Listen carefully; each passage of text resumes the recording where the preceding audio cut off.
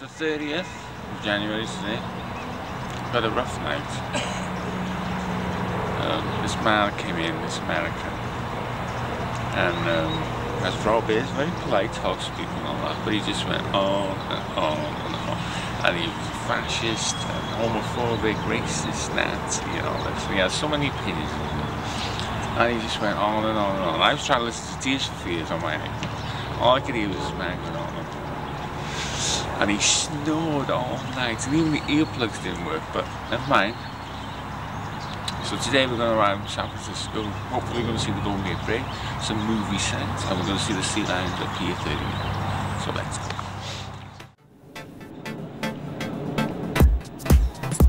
The California sea lions, camped out in Pier 39's West Marina, have endearingly been coined sea lion ebrities.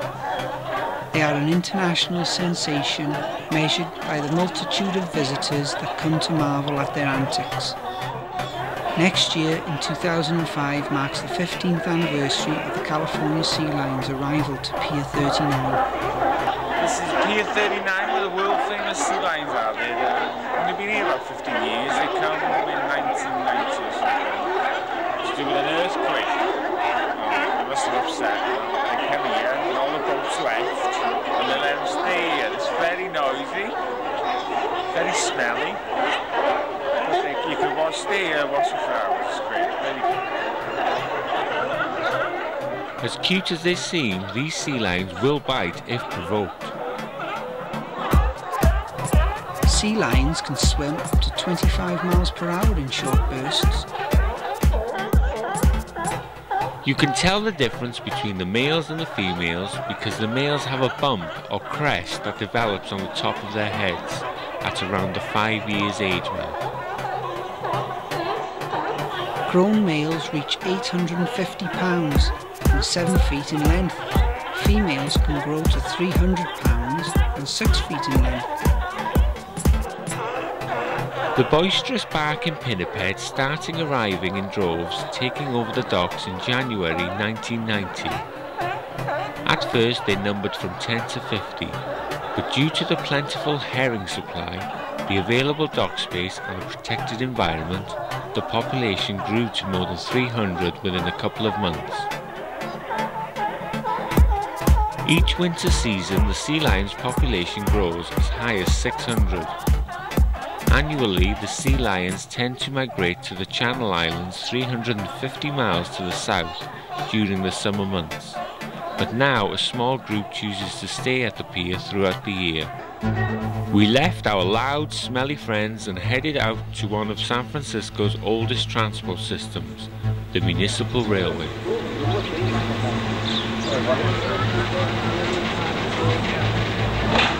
Over on the famous San Francisco cable cars up to the top of the hill. You should see that big windy road if rope's quick enough. So see what it's like. Get a hold on for your life.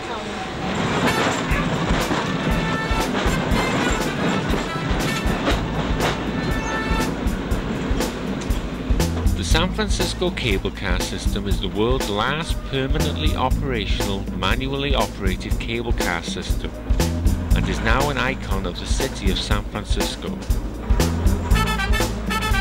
The cable car system forms part of the intermodal urban transport network operated by the San Francisco Municipal Railway, or MUNI as it is better known.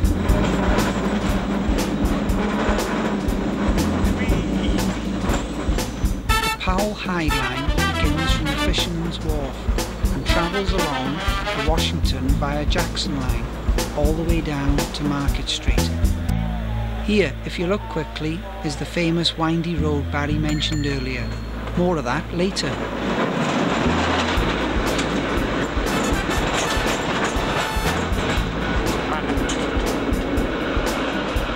The driver of the cable car is known as the grip man. This is a highly skilled job requiring the man to release the grip at certain points in order to coast the vehicle over the pulleys or another line. He has to anticipate well in order to avoid collision with other traffic that may not understand the limitations of a cable car. Only a small portion of people who attempt the training course actually pass it. There has only been one grip woman.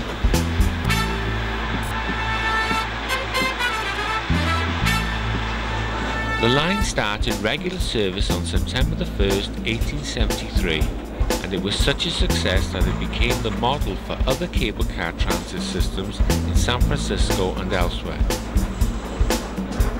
Eventually, in 1888, the Ferries and Cliff House Railway opened its initial two-line system. And this is the very one that we are travelling along today.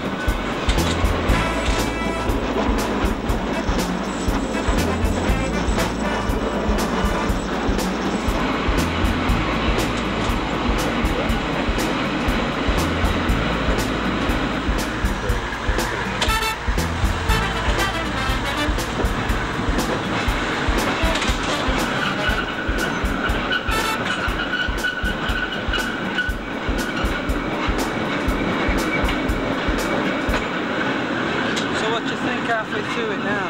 It's quite loud. Yeah? It's quite loud.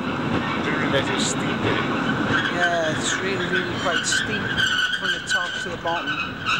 There's quite a few cable cars. I didn't know. I thought there was just the one, but I think there's about 5 or 6. It's something you have to do. Yeah.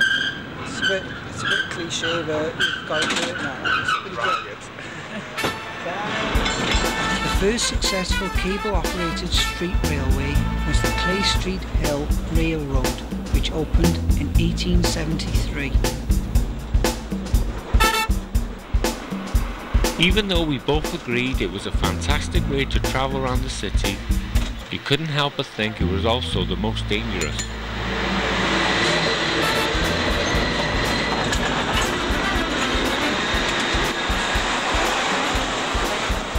Though the fear and loud sounds produced from the cars, me and Barry were loving it. It fascinated us how these vintage cars could pull themselves up and down these radical steep hills.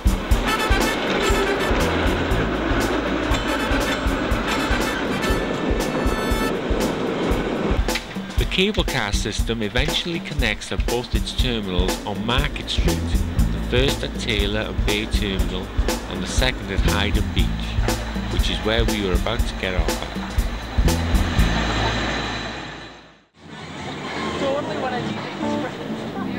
The cable cars that we travel to Market Street on have to be turned round to face the opposite direction. The reason is because these single-ended cars, which have an open front section with outward-facing seats, flank the gripman and his collected levers that actuate the grip and various brakes. Here we go, back on the tram. I didn't realise that you were so close to the traffic, is it? On the side. It's a bit dangerous. It is a bit dangerous, but it's a bit of an experience, isn't it? We fell off now. Eh? We fell off now.